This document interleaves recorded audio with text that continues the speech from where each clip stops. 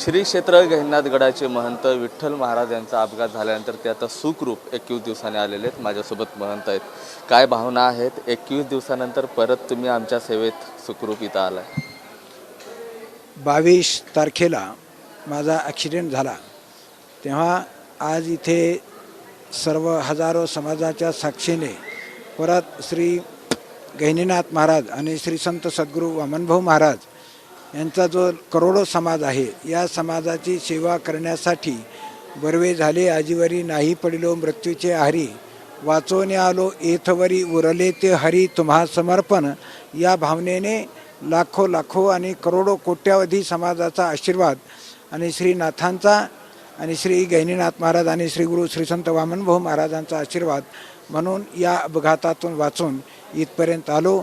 उरलेलं आयुष्य श्री गहिनीनाथ आणि वामनभाऊ महाराजांच्या चरणी समर्पित करून इथे थांबतो. अपघात झाला तो कसा भीषण होता? काय चूक झाली होती चालकाकडनं किंवा काही आडवं वगैरे आलं होतं?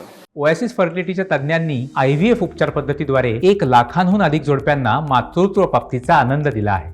मोफत अपॉइंटमेंट बुक करण्यासाठी आजच संपर्क साधा. काही आडवं आलं नाही, काही नाही, चालकाला काही कळालं नाही. एका क्षणात अपघात झाला आणि तिथून पुढे काहीही कळालं नाही.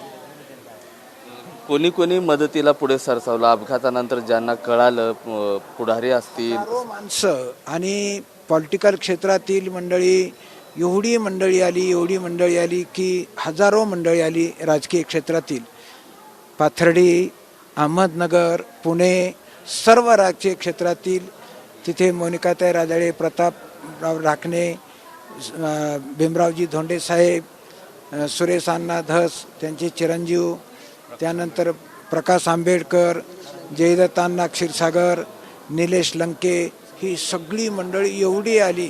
हजारो राजकीय मंडळी, खासदार, आमदार, महाराष्ट्रातून सर्व क्षेत्रातून. आणि सर्वप्रथम कळाल्याच्या नंतर पहिल्या 10 मिनिटात माझे रुबी हॉलला या राज्याचे उपमुख्यमंत्री देवेंद्रजी फडणवीस साहेब पहिल्या 10 मिनिटात व्यवस्था केली. ती आत्तापर्यंत सगळी व्यवस्था त्यांनी केली.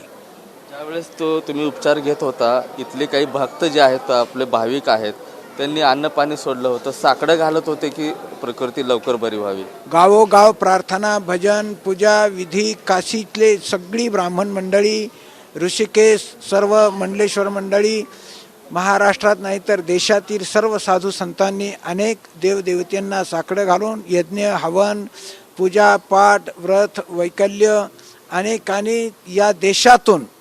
मला माहिती नव्हतं की इथपर्यंत गड आणि श्री गुरु श्री संत वामनभाऊ महाराजांचं नाव आहे. माझ्यावर एवढा कोट्यावधी समाज प्रेम करतो हे मला आज कळालं. बाबा, तुम्ही उपचार घेत असताना बीडसारख्या ठिकाणी सामाजिक संतुलन बिघडलेलं पाहायला मिळालं.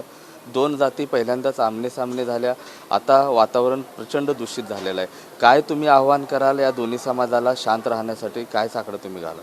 एकच सांगेल की हा जो समाज आहे, समाजाने सामंजस्य घेऊन सर्व समाजाने पूर्ववत कोणाही आणि कोणत्याही राजकीय शक्तीला किंवा एखाद्या स्टंटला बळी न पडता आपापसामध्ये आपण पृथ्वी निर्माण झाल्यापासून सर्व समाज गुण्या गोविंदाने वागतो.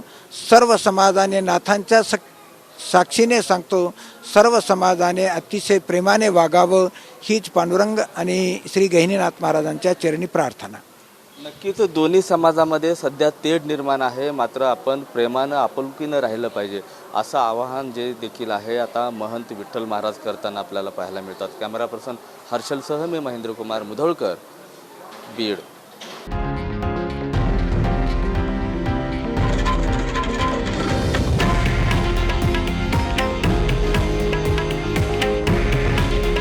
हे आहे देशातील नंबर 1 न्यूज नेटवर्क आणि आपण पाहत आहात TV9 मराठी.